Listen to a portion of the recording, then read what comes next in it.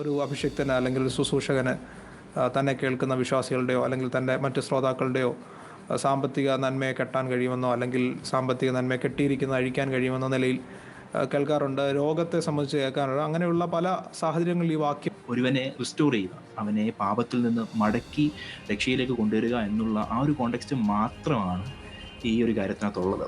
നമ്മൾ അപ്പോൾ അത് പരിശുദ്ധാത്മാവിൻ്റെ പ്രവൃത്തിയാണ്, ഒരു പാപത്തെക്കുറിച്ച് ബോധ്യപ്പെടുത്തുക എന്നുള്ളത്. ഇപ്പോൾ പരിശുദ്ധാത്മാവിൻ്റെ പ്രവൃത്തിയിൽ പങ്കാളികളായിക്കൊണ്ട് വ്യക്തികൾ ആദ്യത്തെ ഘട്ടത്തിൽ, പിന്നെ 2-3 സാക്ഷികൾ, പിന്നെ സഭ ഏകീകൃതമായിട്ട് ഏകമനസ്സോടുകൂടെ അതിൽ ഏർപ്പെടുമ്പോൾ ആ വ്യക്തിക്ക് സഭയിലൂടെ പരിശുദ്ധാത്മാവിൻ്റെ ആ ഇടപെടൽ ബോധ്യപ്പെട്ട് ഈ ഒരു കോണ്ടെക്സ്റ്റ് നാം മനസ്സിലാക്കുന്ന ഉടനെ അത് മനസ്സിലാക്കിയില്ല എന്നുണ്ടെങ്കിൽ നമ്മൾ വീണ്ടും ഈ പ്രാർത്ഥനകൾ തന്നെ പ്രാർത്ഥിക്കാൻ തക്കുന്ന ഇടയായിത്തീരും. സോ മേക്ക് ഷുവർ നമ്മൾ ആ ഒരു കോണ്ടെക്സ്റ്റ് മനസ്സിലാക്കുന്നത് വളരെ അത്യാവശ്യമാണ്. ഒരു പ്രാർത്ഥനയോടുകൂടി അത് ചെയ്യുമ്പോൾ അതിൽ ദൈവത്തിൻ്റെ ആശീർവാദവും ദൈവത്തിൻ്റെ അധികാരവും അതിനകത്തുണ്ട്. അതുതന്നെയാണ് അടുത്ത വാക്യത്തിൽ നമ്മൾ കണ്ടത്. 2-3 പേർ എൻ്റെ നാമത്തിൽ കൂടി.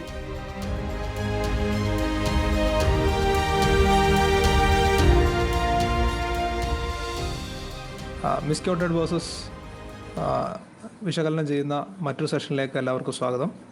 ഇത്തവണ നമ്മൾ ചിന്തിക്കുന്നത് മത്തായിയുടെ സുവിശേഷം 18-ാം അധ്യായം 18-ാമത്തെ വാക്യമാണ്. 18-ാമത്തെ വാക്യം നമ്മളിങ്ങനെ വായിക്കുന്നത്: നിങ്ങൾ ഭൂമിയിൽ കെട്ടുന്നതെല്ലാം സ്വർഗത്തിലും കെട്ടപ്പെട്ടിരിക്കും, നിങ്ങൾ ഭൂമിയിൽ അഴിക്കുന്നതെല്ലാം സ്വർഗത്തിലും അഴിഞ്ഞിരിക്കുമെന്ന് ഞാൻ സത്യമായിട്ട് നിങ്ങളോട് പറയുന്നു. ഈ വാക്യത്തിൻ്റെ യഥാർത്ഥമായ അർത്ഥം എന്താണ് ആ വാക്യം കൊണ്ട് അർത്ഥമാക്കുന്നത്? ഇത് പലതരത്തിൽ നമ്മൾ വ്യാഖ്യാനിച്ച് കേൾക്കാറുണ്ട്.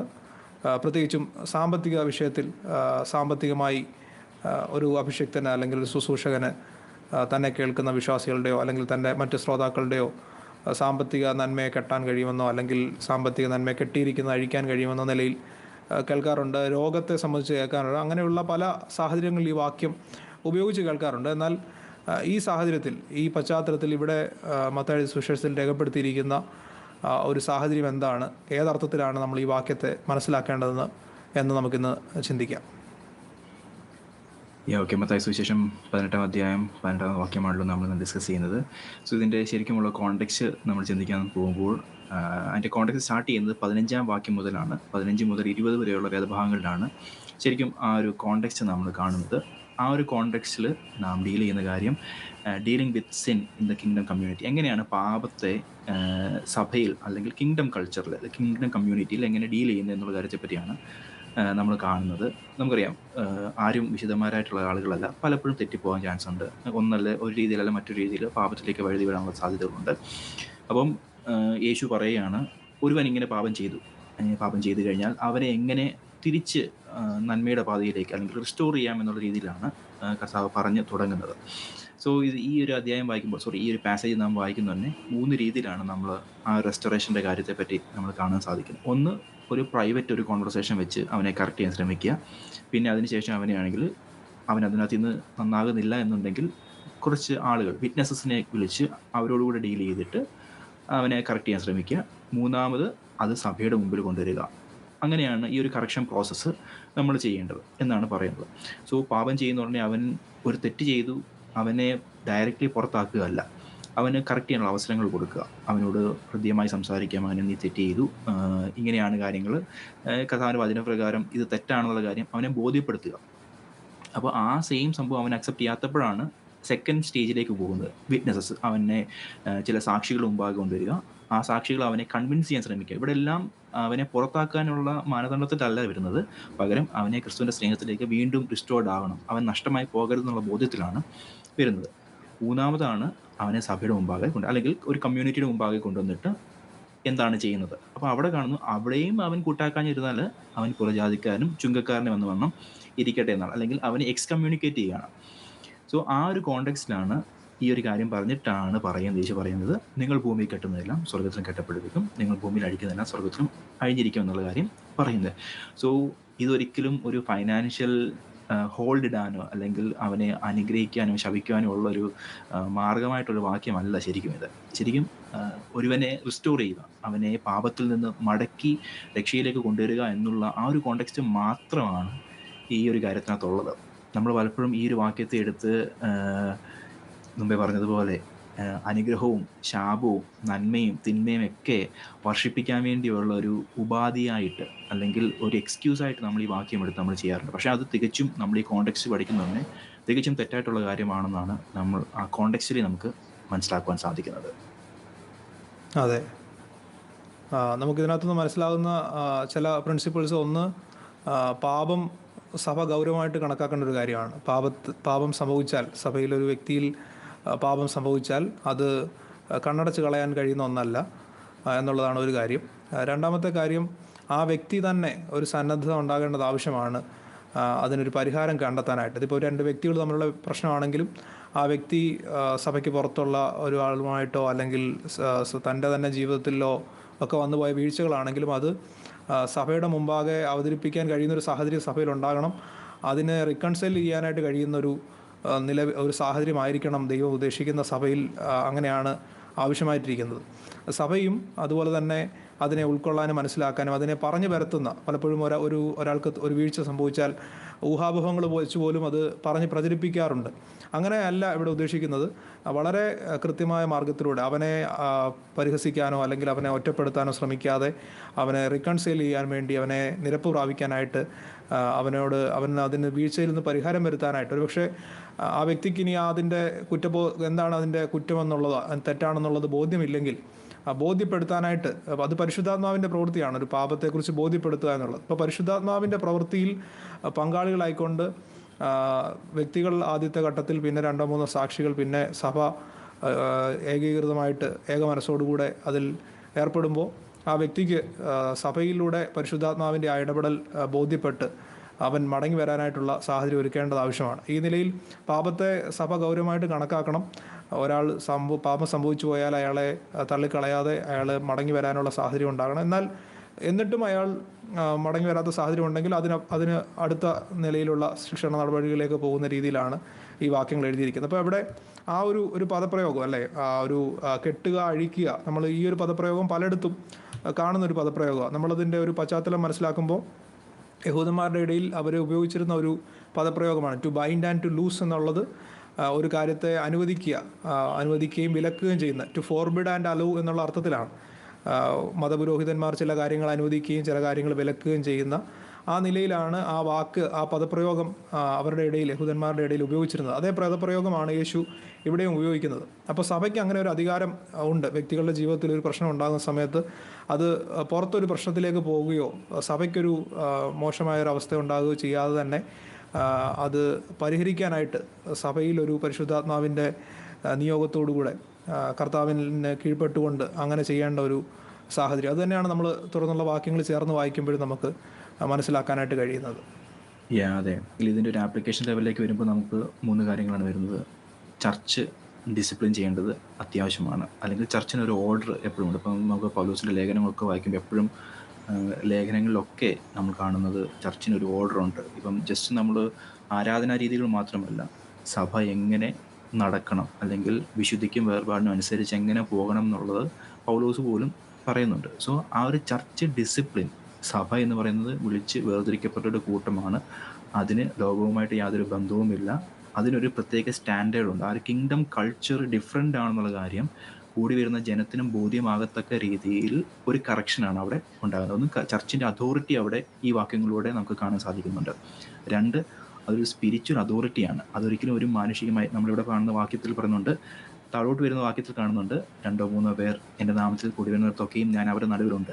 സോ ഇതെന്ന് പറയുന്നത് ഒരിക്കലും ഒരു വ്യക്തിയുടെ തീരുമാനമായിട്ടല്ല ഈ ഒരു കറക്ഷൻ എടുക്കുന്നത്. പകരം പരിശുദ്ധാത്മാവിൻ്റെ ഗൈഡൻസിനനുസരിച്ച് മാത്രമേ ഈ ഒരു തീരുമാനം എടുക്കാവൂ എന്നുള്ളൊരു അക്കൗണ്ടബിലിറ്റി ചർച്ച് ലീഡേഴ്സിനുമുണ്ട്. ശരിയാണ്, സഭയ്ക്ക് കറക്ഷൻ ഡിസിപ്ലിൻ പ്രോസസ്സൊക്കെ ഉണ്ട്. പക്ഷേ ഒരിക്കലും അതൊരു വ്യക്തിഹത്യയിലേക്കോ അല്ലെങ്കിൽ ഒരു വ്യക്തിയെ ടാർഗറ്റ് ചെയ്തുകൊണ്ടുള്ള രീതിയിലല്ല കറക്ഷൻ നടത്തേണ്ടത്. പകരം പരിശുദ്ധാത്മാവിൻ്റെ ഹിതത്തിനനുസരിച്ച്, പരിശുദ്ധാത്മാവിൻ്റെ മുമ്പേ പറഞ്ഞതുപോലെ പാപത്തെക്കുറിച്ചും നീതിയെക്കുറിച്ചും ന്യായത്തെക്കുറിച്ചും ബോധ്യം വരുത്തുന്ന പരിശുദ്ധാത്മാവിൻ്റെ ആ ഒരു ഗൈഡൻസിനനുസരിച്ച് സബ്മിറ്റ് ചെയ്തുള്ള കറക്ഷൻ പ്രോസസ്സിലേക്കുള്ള അക്കൗണ്ടബിലിറ്റിയും ആ ഒരു അതോറിറ്റിക്ക് ഉണ്ടാകണം എന്നുള്ള കാര്യമാണ് നമ്മൾ ഈ ഒരു കാര്യത്തിൽ മനസ്സിലാക്കുന്നത്.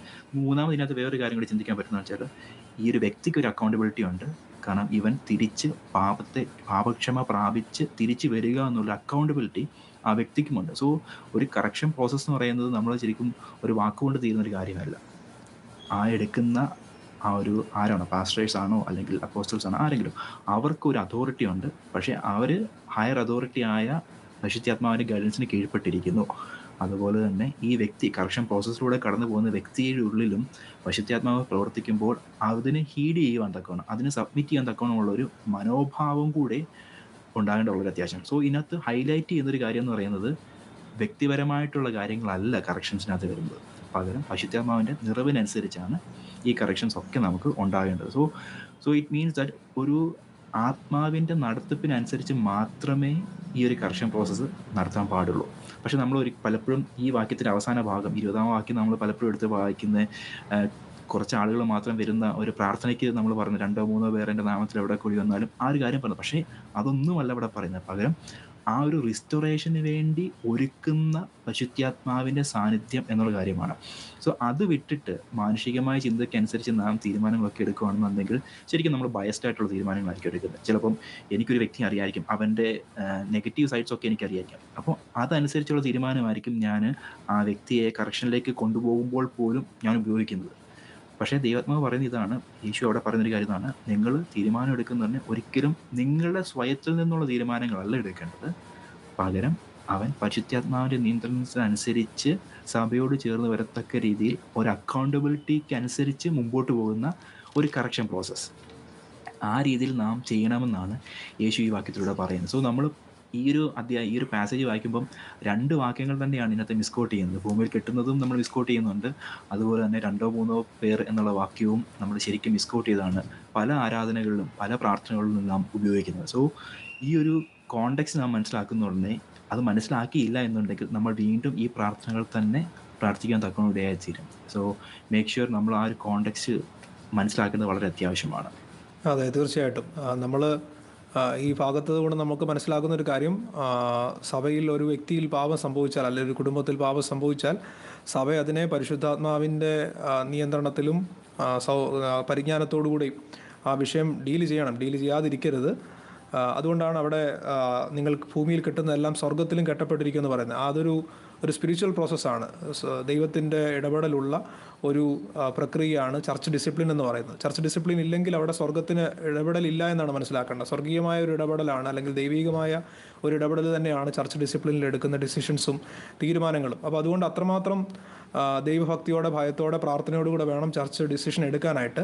അതുപോലെ തന്നെ ഒരു പ്രാദേശിക സഭയുടെ അംഗമായിരിക്കുന്ന ഒരു വ്യക്തി കേവലം ആരാധനയ്ക്ക് വേണ്ടി അവിടെ കൂടി വരുന്നു എന്ന നിലയിലല്ല, മറിച്ച് തൻ്റെ ജീവിതത്തിലൊരു വീഴ്ച വന്നു പോയാൽ ആ സഭയ്ക്ക് തന്നെ ശിക്ഷണ നടപടിക്ക് വിധേയനാക്കാൻ അധികാരമുണ്ടെന്നുള്ള ഒരു വിധേയത്വം ഓരോ വിശ്വാസിക്കും ഉണ്ടായിരിക്കേണ്ടത് ആവശ്യമാണ്. സഭയ്ക്ക് ദൈവം അതിന് അധികാരം കൊടുത്തിട്ടുണ്ട്. അത് സഭ ജഡികമായ തീരുമാനം എടുക്കരുതെന്ന് പറയുമ്പോൾ തന്നെ സഭ ആത്മീയമായി എടുക്കുന്ന തീരുമാനത്തിന് വിധേയപ്പെടാനുള്ള ഒരു താഴ്മ ഓരോ ദൈവവൈദ്യനും ഉണ്ടായിരിക്കേണ്ടത് ആവശ്യമാണ്. പലപ്പോഴും നമ്മൾ വിശ്വാസികൾക്ക് മുമ്പിൽ ആ കാര്യങ്ങൾ അവതരിപ്പിക്കാറില്ല, അല്ലെങ്കിൽ വിശ്വാസികൾ ആ കാര്യം അറിയാറില്ല. ഒരു പ്രാദേശിക സഭയുടെ അംഗമായിരിക്കുമ്പോൾ നമ്മുടെ ജീവിതത്തിൽ വീഴ്ച വന്നാൽ ആ പ്രാദേശിക സഭയ്ക്ക് നമ്മളെ ശിക്ഷണ നടപടിക്ക് വിധേയമാക്കാൻ, അല്ലെങ്കിൽ നമ്മളെ റിക്കൺസൈൽ ചെയ്യുന്ന നടപടിക്ക് വിധേയമാക്കാൻ അതിന് ആത്മീക അധികാരമുണ്ട്. അതൊരു വ്യക്തിവിരോധം തീർക്കാൻ വേണ്ടി ചെയ്യുന്നതല്ല. അവർക്കത് കണ്ണടച്ച് വിടാനായിട്ട് കഴിയില്ല. അവരാരാണ് അത് ചൂണ്ടിക്കാണിക്കാനെന്നൊരു ചോദ്യം നമുക്ക് ചോദിക്കാനായിട്ട് അവകാശമില്ല. അത് ഭൂമിയിൽ ആ ഒരു തീരുമാനം എടുക്കുമ്പോൾ, റിക്കൺസൈൽ ചെയ്യാനുള്ള തീരുമാനമാണെങ്കിലും റിക്കൺസൈൽഡ് ആയില്ലെങ്കിൽ മാറ്റി നിർത്താനുള്ള തീരുമാനമാണെങ്കിലും, ഭൂമിയിൽ എടുക്കുന്ന ആ തീരുമാനത്തിന്, രണ്ടുപേർ ഐകമത്യപ്പെട്ടെടുക്കുന്ന ആ തീരുമാനത്തിന് അതിൻ്റെ നടുവിൽ കർത്താവുണ്ട്. നമ്മൾ വിവാഹ ശുശ്രൂഷ നടത്തുമ്പോൾ നമ്മൾ പറയുന്നൊരു കാര്യമാണ്, ഒരു ശുശ്രൂഷകൻ മാനുഷികമായ കൈകൾ കൊണ്ട് യോജിക്കുമ്പോൾ സ്വർഗീയമായ കൈ അതിനെ മീതെ അവരെ ഒരുമിപ്പിക്കുന്നു എന്ന് പറയുന്നത് പോലെ തന്നെ രണ്ടുപേരെ നിരപ്പിക്കുന്നതും, അല്ലെങ്കിൽ ഒരാൾ പാപത്തിൽ വീണുപോയാൽ അയാളെ പാപബോധം വരുത്തി അയാളെ സഭയോട് വീണ്ടും ശുദ്ധീകരണം വന്ന് അവനെ വീണ്ടും സഭയുടെ ഭാഗമാക്കുന്നതും, എന്നിട്ടും തിരുത്തപ്പെട്ടില്ലെങ്കിൽ മാറ്റി നിർത്തുന്നതും നമ്മൾ അടുത്ത വാക്യത്തിൽ കാണുന്നത് പോലെ, ഭൂമിയിൽ വെച്ച് നിങ്ങളിൽ 2 പേർ യാചിക്കുന്ന ഏത് കാര്യത്തിലും ഐകമത്യപ്പെട്ടാൽ അത് സ്വർഗസ്ഥനായ എൻ്റെ പിതാവിങ്കിൽ നിന്ന് അവർക്ക് ലഭിക്കും. ഇവിടെ അതിന് മുമ്പിലത്തെ വാക്യം നമ്മൾ വായിച്ചതാണ്. 2-3 സാക്ഷികൾ ഒരു കാര്യത്തിന് വേണ്ടി വന്ന് നിൽക്കുമ്പോൾ അവർ പ്രാർത്ഥനയോടുകൂടി അത് ചെയ്യുമ്പോൾ അതിൽ ദൈവത്തിൻ്റെ ആശീർവാദവും ദൈവത്തിൻ്റെ അധികാരവും അതിനകത്തുണ്ട്. അതുതന്നെയാണ് അടുത്ത വാക്യത്തിൽ നമ്മൾ കണ്ടത്. 2-3 പേർ എൻ്റെ നാമത്തിൽ കൂടി വരുന്നിടത്തൊക്കെയും ഞാൻ അവരുടെ നടുവിലുണ്ട്. അപ്പോൾ ഇത് ദൈവമില്ലാത്ത ഒരു എക്സസൈസ് അല്ല, ദൈവമില്ലാത്തൊരു പ്രോസസ്സല്ല. ദൈവം കൂടെ പങ്കുവഹിക്കുന്ന ഒരു പ്രോസസ്സാണ്. അപ്പോൾ അതുകൊണ്ട് ഈ വാക്യങ്ങളെ ഭൂമിയിൽ കെട്ടുന്നതെല്ലാം സ്വർഗത്തിലും കെട്ടപ്പെട്ടിരിക്കും, അതുപോലെ തന്നെ ഭൂമിയിൽ അഴിക്കുന്നതെല്ലാം സ്വർഗത്തിലും അഴിഞ്ഞിരിക്കും. ഭൂമിയിൽ വെച്ച് നിങ്ങൾ രണ്ടുപേർ യാചിക്കുന്ന ഏത് കാര്യത്തിലും ഐക്യമത്യപ്പെട്ടാൽ അത് സ്വർഗസ്ഥനായ എൻ്റെ പിതാവിങ്കിൽ നിങ്ങൾക്ക് ലഭിക്കും. 2-3 പേർ എൻ്റെ നാമത്തിൽ കൂടി വരുന്നിടത്തൊക്കെ ഞാൻ എൻ്റെ നടുവിലുണ്ട്. ഈ പറയുന്ന കാര്യങ്ങളെല്ലാം ചർച്ച് ഡിസിപ്ലിന് വേണ്ടിയിട്ട് സഭ ഒരുമിക്കുമ്പോൾ, സഭ ദൈവത്തിന് വിധേയപ്പെടുമ്പോൾ ദൈവം അതിൽ എങ്ങനെയാണ് ഇടപെടുന്നത് എന്നുള്ളതിനെക്കുറിച്ചുള്ള വാക്യങ്ങളാണ്. അപ്പോൾ അത് പലപ്പോഴും മറ്റ് കോണ്ടക്സ്റ്റുകളിലാണ് ഉപയോഗിക്കുന്നത്. തീർച്ചയായിട്ടും ദൈവം സർവ്വവ്യാപിയാണ്, ദൈവം എല്ലായിടത്തും ഉണ്ട്. പക്ഷേ ഇവിടെ ഈ വാക്യം പറഞ്ഞിരിക്കുന്നത് ഈ ഒരു സാഹചര്യത്തിലാണ്. സഭയുടെ ശിക്ഷണ നടപടിയിൽ ദൈവത്തിൻ്റെ ഇടപെടൽ എങ്ങനെയാണ്, ദൈവം എങ്ങനെയാണ് ഒരു സഭ ശിക്ഷണ നടപടിയിലൂടെ കടന്നു പോകണമെന്ന് ആഗ്രഹിക്കുന്നത് എന്നുള്ളതാണ് ഇവിടെ നമുക്ക് മനസ്സിലാക്കാനായിട്ട് കഴിയുന്നത്. അതെ, തീർച്ചയായിട്ടും ഒരിക്കലും സഭ പാപത്തെ എംബ്രേസ് ചെയ്യുന്ന ഒരു സംഘടനയല്ല, അല്ലെങ്കിൽ ഒരു ബ്രാഞ്ച് അല്ല. പാപം എപ്പോഴും നമ്മൾ അഡ്രസ്സ് ചെയ്യപ്പെടേണ്ടിയിരിക്കുന്നു. അതിന് കറക്ഷൻ പ്രോസസ്സിലേക്ക് നാം കൊണ്ടുപോകേണ്ടത് വളരെ അത്യാവശ്യമാണ്. കാരണം നമ്മൾ സഭാവിശ്വാസിയായി മാറല്ലേ, സഭാവിശ്വാസം എന്നതിനേക്കാൾ ക്രിസ്തുവിൻ്റെ അനുയായി മാറുമ്പോൾ നമ്മൾ ക്രിസ്തുവിനോടുകൂടെ ചേരുവാൻ തക്കണം. നമ്മുടെ മരണത്തിന് ശേഷം അല്ലെങ്കിൽ നിത്യതയിൽ നാം കർത്താവിനോടുകൂടെ വാഴണം എന്നുള്ളൊരു ഒരു അവസ്ഥയാണ് നമുക്ക് ഉണ്ടാകേണ്ടത്. പക്ഷേ ഈ ഒരു കറക്ഷൻ പ്രോസസ്സ് നമുക്ക് നടക്കുന്നില്ല എന്നുണ്ടെങ്കിൽ നിത്യത പോലും നമുക്ക് നഷ്ടമായി പോകാൻ തക്കനോടിയായി. സോ ഈ ഒരു കറക്ഷൻ പ്രോസസ്സിന് വേണ്ടി ആരാണെങ്കിലും നമ്മൾ ഹീഡ് ചെയ്യേണ്ടത് വളരെ അതിന് വിധേയപ്പെടേണ്ടത് വളരെ അത്യാവശ്യമാണ്.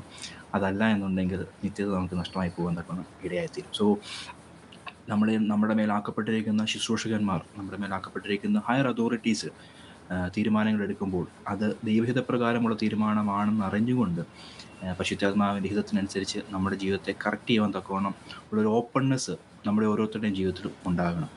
അതല്ല എന്നുണ്ടെങ്കിൽ നമ്മുടെ ജീവിതം കൊണ്ട് വലിയ അർത്ഥമൊന്നും ഉണ്ടാകത്തില്ല. നാം ക്രിസ്തുവിനോടുകൂടെ ചേരുവാൻ തക്കവണ്ണം നമ്മെ തന്നെ വീണ്ടും സമർപ്പിക്കേണ്ടത് വളരെ അത്യാവശ്യമാണ്. സോ നമ്മൾ അടുത്തൊരാഴ്ചയിൽ വീണ്ടും വേറൊരു വേഴ്സുമായിട്ട് വരുവാൻ ആഗ്രഹിക്കുകയും പ്രാർത്ഥിക്കുകയും ചെയ്യുന്നു.